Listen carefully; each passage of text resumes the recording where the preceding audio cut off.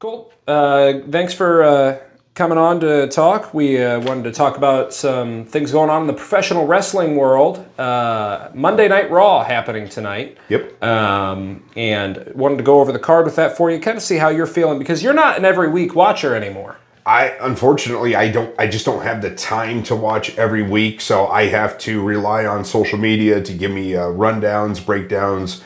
I pay attention to the WWE Facebook pages and their socials just to try and get a gist of what happened, because at this stage of the game, coaching as much as I coach, work, being allowed to coach and then having to come back to work, get stuff done. I just don't have the time to sit and dedicate 2 to 3 hours a night to watching every program. Plus, if I'm trying to watch a little bit of football, and so I just don't have enough time in the day to watch it all. And it's really going to take the WWE to do something to get you to tune into Raw live when it's happening. Oh, yeah. I mean, they're going to have to really pull something out. So I'm going to go over the card for tonight. So far announced, Nikki Bella versus Roxanne Perez. So far, what's been going on, Nikki Bella has done a lot more in her comeback tour than AJ Lee has. AJ Lee had 2-3 appearances and has kind of been AWOL ever since. Nikki Bella's been putting in the work week after week. It seems like she is still kind of a special attraction, but she is putting in the work, been feuding with the Judgment Day and Roxanne Perez as she tries to take dirty Dominic Mysterio away from Liv Morgan. Any thoughts on the Judgment Day, Dominic, Liv, that whole... I love Dominic, so I'll say that right out the gate. Dominic and everything that he does, it seems like, especially over the past year, maybe 2. How long has he been, with the things with Rhea Ripley and all that? Everything he seems to touch almost turns to gold. I mean, his heel status is, I think the match with Ray at WrestleMania is what really cemented him, and that was 2.5 years ago now. So that, just coming across as that heel. I mean, he probably at this point is one of the ultimate heels, just because all he had to do was walk out. You hear his music, he walks out, and the fans were booing. Mm-hmm. So I got to start with, I absolutely love Dominic Mysterio. And congratulations to Dominic Mysterio on being a double champion. He's both the Intercontinental Champion as well as the AAA Mega Champion. Yep. And I think that's a great place for him. He's holding a title that his dad always wanted to win but never could in AAA. And I think that goes further to increasing his heel work. Speaking of the Intercontinental Championship tonight, number 1 contender for the Intercontinental Champion. Yep. Penta versus Rusev. Yes. What do you think of that matchup on paper?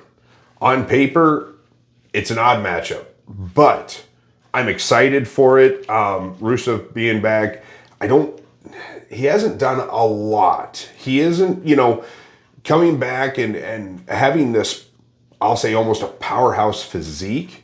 It was the same thing with Braun Strowman. I mean, he came back and, the monster among men, and I just didn't feel like he was used the way he could have been. Well, and here's the problem. Vince McMahon is not booking anymore. And his thing was always the big powerhouse muscly guys. That's not necessarily the case with Triple H and TKO. And that's been proven, I think, by Braun Strowman. And now with Rusev, you'll get the pop when you come back, but where do we go from there? Yep. Are we going to put a belt on you? Because if not... Well, and what do you do with those guys right now? And the great thing about some of the smaller guys like a Dominic Mysterio or Penta is, even Rey Mysterio going back to WrestleMania 22, you don't have to be that big guy to win that world title anymore. I mean, Shawn Michaels broke the mold with that, and now we can have some high flyers and stuff. But I feel like even though you don't have to be that big guy anymore, I still feel like that's always been a main attraction. That still holds, I feel, true today, that the Giants are still kind of a main attraction. So I do think it hurts a little bit with Rusev not having that main spot. I'd love to see him take on Gunther. I think him and Gunther would work well together. I just think they need to develop Rusev's character a little bit more, because right now his gimmick is just... he's big. Yes. And that's been the problem with these big guys. Absolutely. And we need to get that story developed into a more of a personality of what can he do. Penta, absolutely love. I think Penta is still fire. From when he debuted to now, he's still, the crowd pops when he comes out. Just when he's out there and he pops the crowd, and they're all, the minute he throws up the sign, they're chanting right along with him. So he's still a huge draw.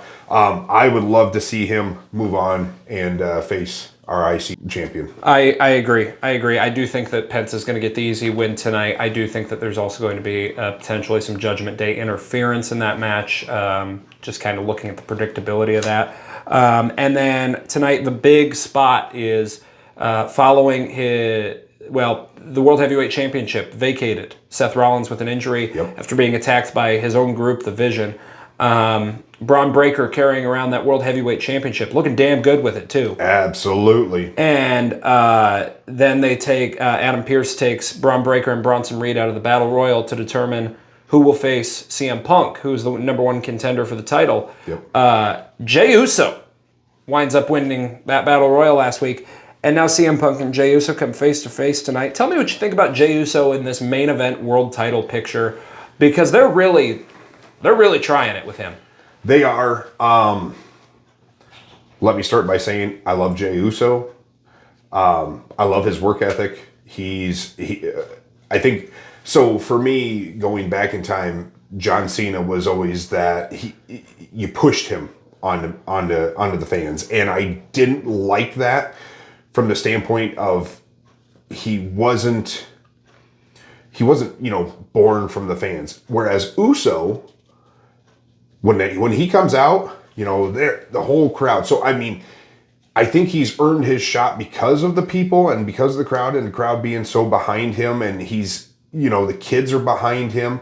I think he's earned that, but I feel like they're pushing him on us because we got him as a champion, and did it really? I mean, they took it away from him fairly quick. I just don't.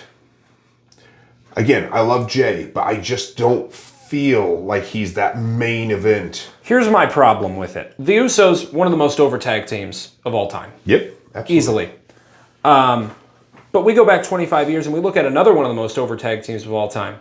How many times was Billy Gunn given World Heavyweight Championship opportunities? I can think of one. Yeah. He wins King of the Ring and they try to give him this push and they realize, oh, this doesn't work. And did he beat The Rock? Did he beat The Rock at WrestleMania? No, he didn't. No. Because they had a better direction in mind and they weren't just going with what the fans were chanting. Right. And I think that's kind of the problem with Jey. Jey's a great tag team wrestler. And that's not just with Jimmy. I think that was proven when he had the tag titles with Cody, as short as that was.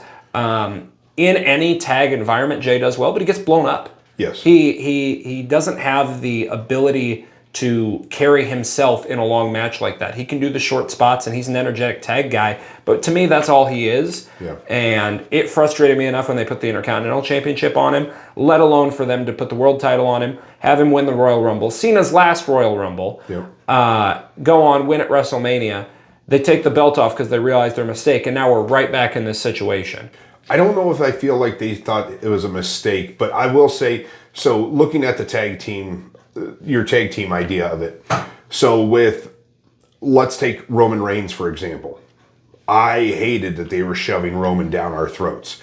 I did not become a fan of Roman until Paul Heyman. Now, you have given Roman Paul Heyman, everything he touches is gold. I mean, Paul is the GOAT. If we can find, it doesn't have to be Paul Heyman, but if we can find that person that complements Jey, I think we'd be looking at a whole different, because I don't feel like he's evolving.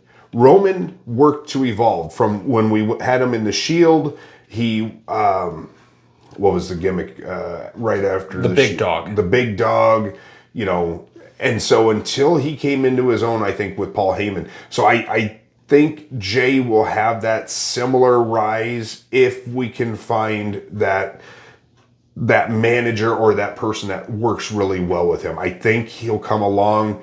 It's just evolving that character enough. If we can find it, I think he could. I would agree with you. I think that if that existed, he could have that opportunity. I just don't know that that landscape exists anymore with managers. Paul Heyman is really the only one that's left in terms of that style and stature, and there is no world in which Paul Heyman gets paired with Jey Uso. Because they feel that because they feel that Jey can speak for himself and he can't, frankly. Infuriating to me though, because this is what this company does. All the time. I'm so tired of it. And so this is just what we have to expect. Well, I mean, yes. I mean, you can expect that. And honestly, at this stage, you can expect anything because, you know, we as fans get our hopes up for something. I mean, we constantly, you know, I still think one of Cena's last matches, if not his last match, I think would be phenomenal to have Edge. In which I did see that rumor was a possibility as well. Edge has been written off of Dynamite. He's been written off. Now, they also had a rumor that they were going to try a trade for somebody to be featured on. Which, the rumor that I saw was that the WWE gets Edge for one night, AEW gets AJ Styles for one night. Yep. Because with AJ ending his career in WWE next year, AEW is never going to get to have that AJ Kenny match that they wanted to have. Yep. So I could see that being an option if that's something I thought Tony Khan was mature enough to agree to. I just don't see him. I don't see that being the case. I also don't know that WWE would do it as well. TKO, I feel, is a whole nother beast. They've done some stuff. I mean, the TNA and the AAA agreements and everything. I mean, they're Pro Wrestling Noah. I mean, but you see, so my thing with these is that Tony Khan's going to want money for it. TNA, the biggest thing that they're getting is that status push. Because TNA, when they were, you know, still doing the, what was it, like a $9 pay-per-view a week or something? I mean, you had to pay $9 to watch their show. Yep. You know, they were starting to become something. I think Macho Man Randy Savage was on there for a short time. Yep. Dusty Rhodes. They were, you know, starting to come up. And then somewhere in there, I think Spike TV, took them. Yep. And TNA, I thought, was really good because we had these young guys. We had the AJ Styles. We had some of these real great young players, but then they brought in a legend like Sting and Kurt Angle, Booker T. When they first started that time where they brought in a few legends, but kept the Samoa Joes, kept the AJ Styles, and the X Division and stuff, I thought it was great. TNA was phenomenal. And then they started bringing in way too many, and it became WCW 2.0. And it's like, okay, we've gone too far now. Yeah. So TNA now is getting that elevated push. I love Jordynne Grace. Oh my God, she is phenomenal. I love her. You know, Trick Williams going over there, and us, WWE getting, I think Joe Hendry is he officially signed to WWE yet? He is not. Or is no, he's still under TNA contract. So until the end of the year, I think. So we've got a lot of potential with these. TNA is getting an elevation status. The only thing I didn't like about that is when AJ went back home to TNA for that anniversary and he didn't wrestle. I agree. You know, he could appear. It's like I could see at some point with this partnership, and honestly, I kind of thought it was going to happen this year. Us getting an Ultimate X match at WrestleMania. That would have been. And that would be just crazy. Side note with TNA, would you like to see the 6-sided ring back? Yes. Yep. I don't care how much it hurts. Yep. Well, I think WWE can make improvements on it. I agree. You don't need to have the post in the middle. I really think that they could make improvements on it and make it a better ring, but I'd love to see that 6-sided ring back. It's what made TNA stand out. They're just another promotion now. It really did. And then when Hogan came in, and that, not that I have a problem with a 4-sided ring. It's traditional. It's a great ring.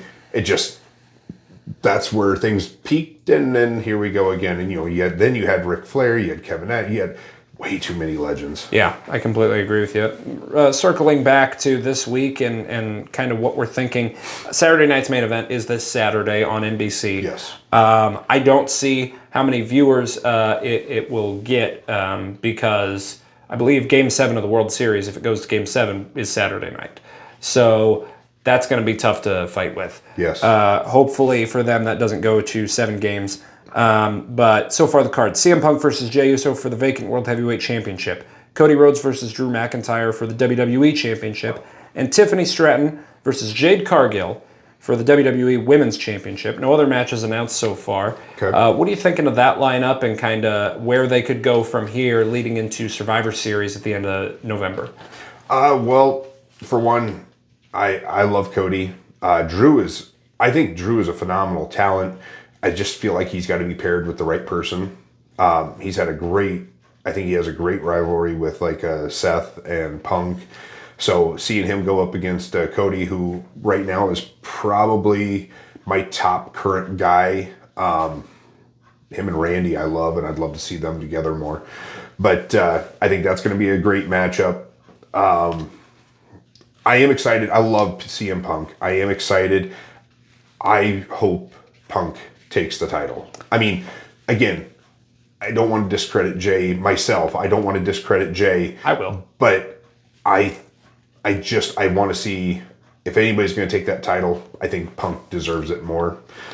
I agree. I mean, he was cashed in on SummerSlam. He has every reason to have another shot at it. I think the Punk can carry the title for a while until somebody like a Gunther comes back. And I can see Punk carrying that title all the way to Mania if need be. Oh, absolutely. He's the kind of guy who is capable of doing that, and he has that championship mentality. One of the last old school guys left in the business. I was there for his return at Survivor Series in 2023. And I was very concerned when he returned because the Punk we had heard about for 10 years is not the guy that we're seeing today. No. He did, I don't want to say a lot of maturing, but he did a lot of, I'll say changing. He did a lot of changing. Going to AEW and seeing, a lot of people have good experiences with Tony Khan. I don't feel like Punk did. I don't feel like he had a good experience with many over there in AEW, but you can't deny his star power because the matchups that he had when he was with Sting elevated everything in AEW. I mean, some of their pay-per-views and stuff were big buys at that point, and they were getting great ratings for having CM Punk there. But Punk is just one of those guys that he had a chip on his shoulder. He had to get a lot of stuff off of his chest, and I think when him and Trips kind of started to have those talks again, and when they, came to the, hey, you've done some growing, I've done some growing, and they could come together and have those talks now. Hunter's not the same guy he was when Punk left. Punk's definitely not the same guy. Yeah. And so, I love seeing where they're at today, and I love seeing CM Punk now maturing, I'll say for lack of a better word, into the superstar, and I honestly think the locker room leader that he is today. I completely agree with you. And one of Punk's greatest rivals, John Cena, is on his retirement tour. 4 dates left. November 10th in Boston, Raw. November 17th, his last Raw at Madison Square Garden. Survivor Series in San Diego. That's a War Games. And Saturday night's main event in Washington, D.C. Who do you see as, if he has a match at each of those events, who do you see as some of his last opponents and Cena's last opponent? Assuming Edge is off the table. If Edge is off the table, there's a possibility then that we could see Jericho. Mm-hmm. And I think that would be all right. It's not on the top of my list of what I would like to see. Mm-hmm. Jericho's had some phenomenal matches, and I think we've talked in the past. One of the guys that we could probably relate to the most is Jericho, as he's a big Kiss fan. He's a big metalhead and obviously a pro wrestling fan, of the history of it and stuff too. So I love Jericho. Don't care for the comments that he's had. He's got a different side of things than we do, but why do you want to make those comments about another promotion when you could potentially go back to that promotion? Punk did the same thing. You got things you got to get off your chest and whatnot. And so it is what it is. But so Jericho being one, I think would be nice. Would be a good matchup. I mean, I'm not discrediting any of that. Who I would love to see as Cena's final opponent. Jeez. I always like the idea that, you get if you're going to retire and you want to, give somebody the rub, I think Joe Hendry would be a really good one. I know that you and I have talked already in the past about this, but I think Joe would benefit from that. He'd absolutely benefit from it. I don't dispute that at all. I just feel like, again, that's sort of a Jey Uso situation where he's over with the crowd, sure, but his entire gimmick is that he's over with the crowd. I don't feel like Joe can work to that level. He's not ready yet. I agree. He's not ready yet. That's the way I'd phrase it. We're at a place that there's no time now. I mean, there's not. No. So when we go back, if you want to talk going back real briefly about who could benefit from the rub, Brock Lesnar made sense to defeat The Undertaker. It totally made sense. If somebody was going to be Undertaker, it could be Brock. Realistically. I'll give you that. But who would have benefited a hell of a lot better? Bray Wyatt would have benefited a lot more. And I still say Roman, it would have benefited him more because Roman beat him, and had the streak been intact at that point and Taker was getting ready to run off right off into the sunset, Roman could have used that. Completely even agree. At that stage of where Roman agree. was at. We hated him at the time, but I to this day, and the streak wasn't intact, but to this day, the beginning of Roman's good work, I think, comes from the Raw after WrestleMania 33. He comes out after he beats The Undertaker, and for 8 minutes, the crowd boos, and he can't get a word in edgewise. And finally, they let him talk, and he says, "This is my yard now." Yeah. He drops the mic. Yep. And that is the beginning of Roman's great work because he knew I can work heel. Yes. And so I just wish they had gotten there a lot quicker. I agree. If Taker was able to hold out, obviously you can't see the future. If Taker would have been able to hold out to Tribal Chief Roman Reigns, obviously that would have been great. But yeah, I do agree. And then going back to Cena, I think the best top guy that can benefit from the rub that is not at that level but deserves to be is Gunther. Oh, 100%. Gunther would be good. Do you think Gunther can work with Cena like that, though? Just the styles are very different. Their styles are different. I really thought if somebody was going to work well with each other, I thought Goldberg and Gunther was going to be that WrestleMania 20 Brock and Goldberg. Mm-hmm. And it's almost difficult to have those two, pairing against each other. Not that I thought that was a bad match. I thought that was a good Saturday night main event. I thought that was a good way for Goldberg to go out. Other than I wish it had a better build to it. Mm-hmm. And that's a whole nother podcast that we could talk about that one. But Gunther, I love, and I think he's another one that can help carry the company. I just would like to see him, I don't know if I want to say perfect his craft a little bit more. Yeah. I can see where you're coming from because in ring he's awful solid, but from a promo standpoint, I can definitely see where you're coming from. The character of Gunther hasn't really had the chance to develop the way that Walter did on the Indies and in NXT. Yeah. So I can see your standpoint on that. The only other option I feel that's viable is if somehow between now and December, Cody Rhodes turns heel. You get the flip, and I think that's the only other viable option for who they have on their roster. Who are you going to give it to? Sami Zayn? No. Shinsuke Nakamura? You look, and these are names that will be in the Hall of Fame one day, but not of that level. No, and so I mean, obviously Cena's got somebody in mind. I'm sure they've had this planned out for. Yeah. He's probably had it planned out for a while now, and so. Ideally, honestly, at the end of the day, if I was going to book kind of my dream personally, I really think I wish it could be Hunter. Yeah. If we could have had that, because I still, WrestleMania 22, I was there for that. Yeah. I still think that was a really good build and match. I agree.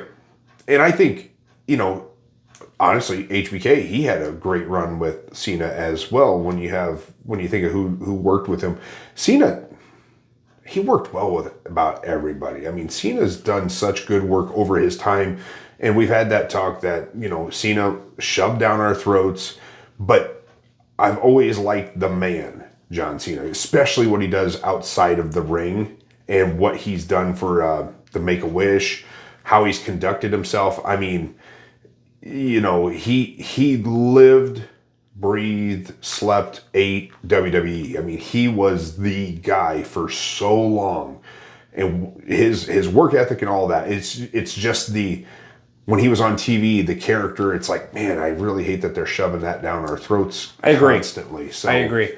Well, and here's hoping that Triple H is working us with the pacemaker. So yeah. That's a long-term storytelling there, but so is Gunther your choice? Realistically, yeah. Okay. I mean, I would love to see Edge. In complete fantasy land, I'd love to see Kurt Angle. Oh God, yeah. But I think of who's currently on their roster, barring any surprises or returns, I think Gunther's the best pick. And if there was a return, I feel is the most likely, in all honesty, no one's been saying it, Batista feels like the elephant in the room. It's in Washington, D.C. Cena had a multi-year rivalry with Batista. Batista has said before he would only ever come out of retirement for Cena. My God, the pop in D.C.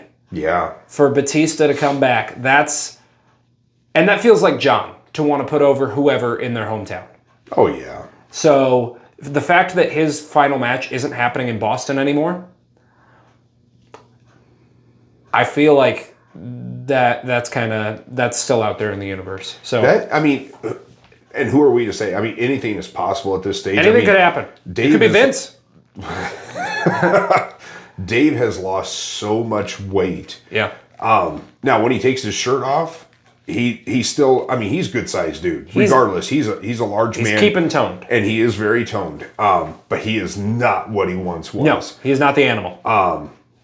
Cena's not who he once was either. Yeah. I think it'd be a great match. I really do. The other one, if I was going to book this for, giving the rub, Dominic Mysterio.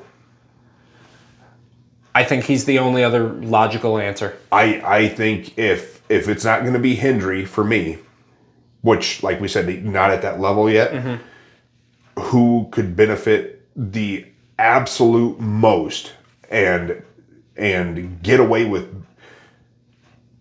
Not that I don't think anybody's been booing John Cena at this stage, but who are you going to guarantee gets cheered? Who are you going to guarantee that cheers Cena and boos the opponent? I agree. I think it'd be Mysterio, and that's I agree. At the end of this, my mind right now is I hope it's Mysterio. I hope it's Dominic. I can 100% get behind that. Yep. Yeah, absolutely. I think that one would be, because the thing that scares me is that it could be Uso. I can't have that because there's too much that almost makes sense with that. He eliminated him from the Royal Rumble. He's taken away his championship opportunities. I don't like that. It looks like they're turning Jay heel. I don't like that you introduced that into my mind. I think that they would do the WrestleMania 6, face versus face. I don't know. After he eliminated Jimmy in the Battle Royal last week, I feel like they're turning Jay. Oh, they could be. They could be. And I agree. They could do the face versus. But God, talk about all-time fumbling. If you book John Cena's last match to be Jey Uso. I'm not a fan of it. Good. I'm not a fan of it. Good but God. The other option would be one of the NXT guys, Obafemi, Trick Williams. Obviously, they could use the rub, but I think that's the same as the Hendry problem. I don't think they're ready. Yeah, I would definitely put my vote down that it could be Dominic. I like that. Yeah. I have no problem with that. I could go with that. So. And Cena's never won the Intercontinental title, so that makes him a Grand Slam champion. True. Very true. Story's there. So the other question, how many people have retired that you know of that has won on their way out? That was did not take a loss? How many people? I'm thinking. Intentionally, like they knew it was their last match, or like career got cut short and happened to win? Either or. Okay. I think Triple H won his last match. Because wasn't his last... Oh, no, his last match wasn't. I was going to say wasn't his last match with Batista. But no, it wasn't. I'd have to go look, see what I was going to say, I guess I don't remember what his was then. Taker?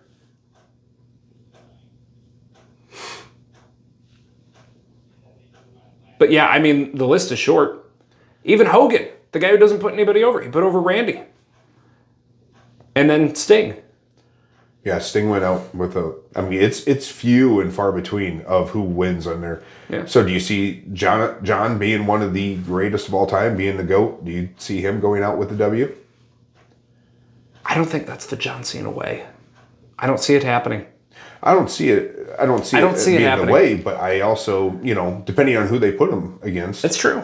It's true. You could also do a gauntlet type thing. You could have, there's no opponent for John Cena's last match, and he's just, come on, bring out another one. Bring out another one.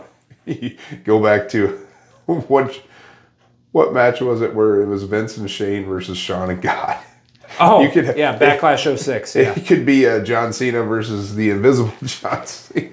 Yeah, let's not put any ideas in their head. Oh, brother. God. Okay.